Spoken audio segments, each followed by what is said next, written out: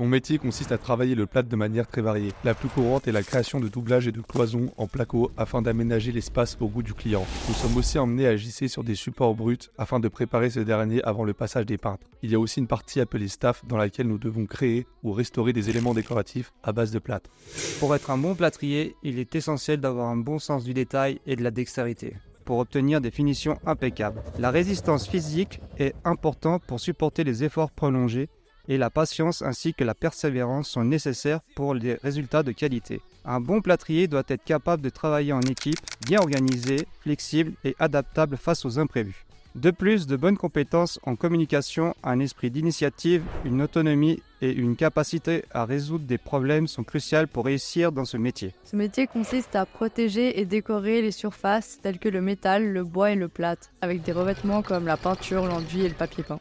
Pour être un bon peintre en bâtiment, il est crucial d'avoir une grande précision, une attention au détail et une dextérité manuelle. Un bon sens de l'esthétique, combiné à la patience et être minutieux, permet d'obtenir des finitions soignées. La résistance physique est nécessaire pour travailler longtemps debout et effectuer des mouvements répétitifs. Travailler en équipe et communiquer efficacement avec les clients et les collègues sont également importants. Enfin, une bonne organisation, la capacité à s'adapter aux imprévus et l'autonomie sont de qualités essentielles pour réussir dans ce métier.